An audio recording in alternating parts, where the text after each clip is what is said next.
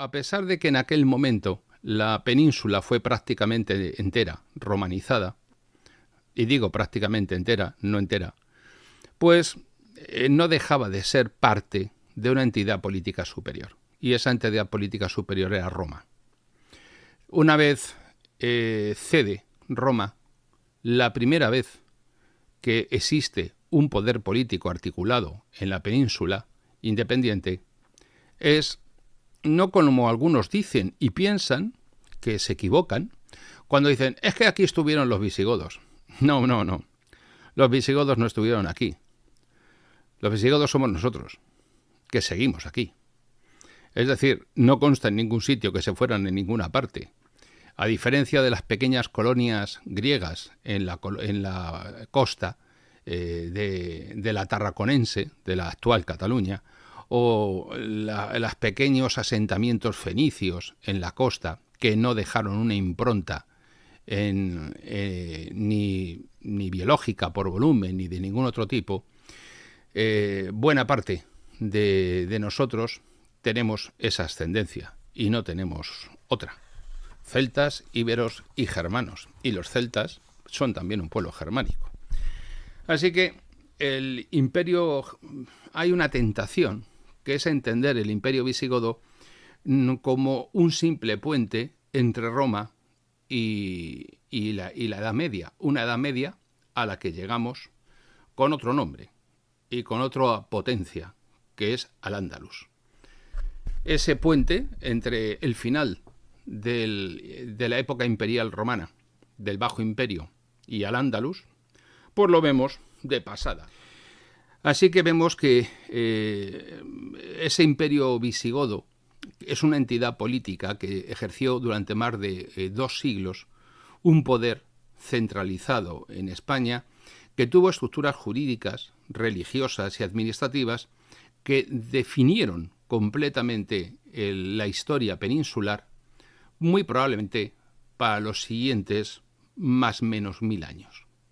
Porque todo el intento, desde que se sufre la invasión por parte de una pequeñísima minoría de gente rellegada de fuera, minoría que intervino en una guerra civil, pues esa pequeñísima minoría es la que detenta un poder que hace que de forma masiva muchos hispanorromanos y algunos godos se convirtieran al Islam, y de repente los que no lo hicimos, o los descendientes, aquellos nuestros antepasados que no lo hicieron, los considerasen el enemigo y viceversa.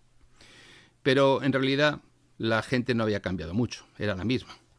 Así que en aquel momento eligieron Toledo como capital precisamente por su centralidad geográfica y la capacidad defensiva sobre la que se articularon en ese espacio fragmentado por montañas, por las mesetas y los ríos, en un principio básico geopolítico, que es dominar las rutas de comunicación y asegurar el control del territorio. No es, como algunos piensan, un imperio que terminaba más o menos a la altura, pues qué le voy a decir yo, de Ocaña. No, era toda la superficie peninsular la que tomó Toledo como capital.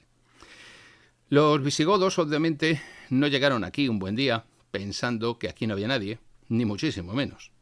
Es más, la pretensión de los visigodos en gran medida no era invadir Roma, sino integrarse en Roma. Los visigodos, a lo largo y ancho del imperio, pretendían sumarse al imperio, formar parte del imperio, pero su mera presencia modificó el imperio.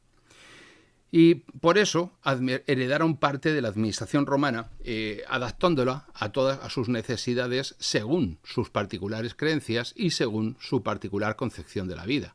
En muchos casos, la conversión al cristianismo había sido superficial, en otros casos era diversa, como veremos, y por lo tanto había una cuestión que tanto por razón de sangre como por razón de fe se establecía un criterio jurídico diferente.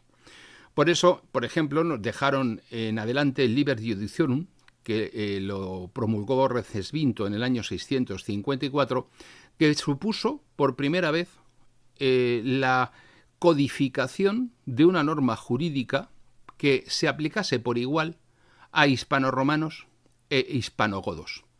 Y a partir de ahí, pues esto fue un paso decisivo al paso que dio Recaredo de convertirse al cristianismo trinitario, desde el cristianismo unitario. Para decirlo en términos de libro de historia sagrada de etapa franquista, para pasar de la herejía arriana a ser católico. En aquel entonces estos términos de católico no se utilizaban y los seguidores del obispo Arrio pues no terminaban de referirse a sí mismos como arrianos, pero vamos a servirnos de ello. Y bueno, de esta manera se resolvía la fractura entre el 589 y el 654, se resolvían dos fracturas importantes. Una era la fractura espiritual y la otra era la fractura legal.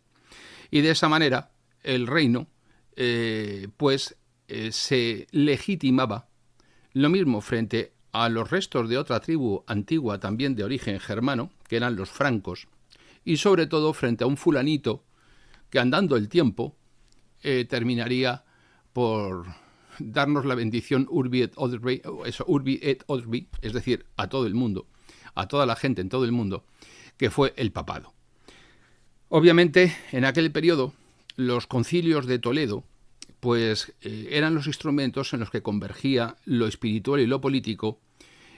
Por cierto, para los que tienen ciertas dudas sobre la existencia de España, o para los oligofrénicos de Marruecos que dicen que Marruecos es más antiguo de España, antes de que Recaredo se convirtiera al catolicismo, San Isidoro de Sevilla, en el siglo VI, ya escribía la Alabanza de España. Ahí se lo dejo. Para quien quiera conocer un poquito más, que lean el libro de Santiago Cantera sobre el tema, que es de mucho interés.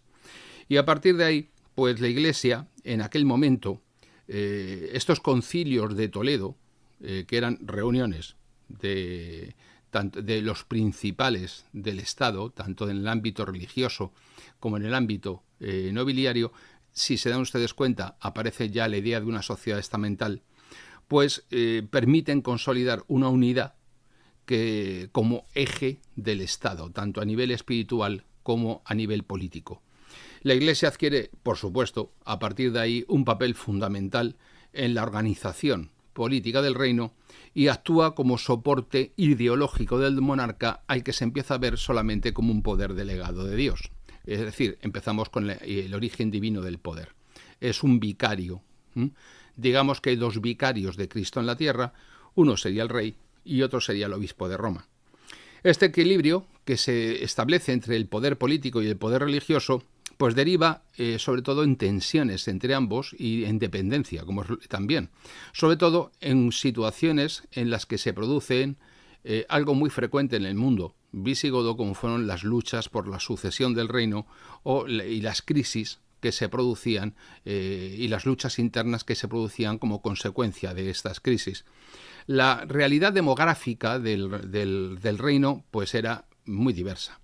La inmensa mayoría de los ciudadanos era hispanorromana, de origen hispanorromano, que es lo mismo que decir de origen celta o ibero, y convivía pues con una aristocracia visigoda que estaba asentada normalmente en los núcleos urbanos, ejerciendo las posiciones de poder dentro de la sociedad y también ocupando las posiciones de propiedad agraria, una posición privilegiada. Y había una pequeñísima comunidad que databa ya de siglos atrás, que eran poco amables las relaciones entre esta pequeña comunidad y el resto, que eran los judíos, que fueron además, conforme la Iglesia se fue imponiendo, pues progresivamente fueron marginados precisamente por cometer el pecado de negar a Cristo como Mesías. La nueva Israel, que sucedía a la antigua Israel, es decir, la Iglesia nueva Israel, que sucedía a la Israel antiguo, pues le enmendaba la plana al original y se quedaba con la patente del negocio. A partir de ahí, pues vemos cómo las poblaciones del norte, por ejemplo, como vascones o astures, mantenían una posición. Allí pervivían además las creencias paganas. El hecho de que se convirtieran los visigodos o el hecho de que hubiese un número X de cristianos no significa que hubiese desaparecido el paganismo, ni muchísimo menos. Es más, pervivían no solamente las creencias de tipo romano, sino las creencias sincréticas entre el mundo anterior a Roma y el mundo de Roma.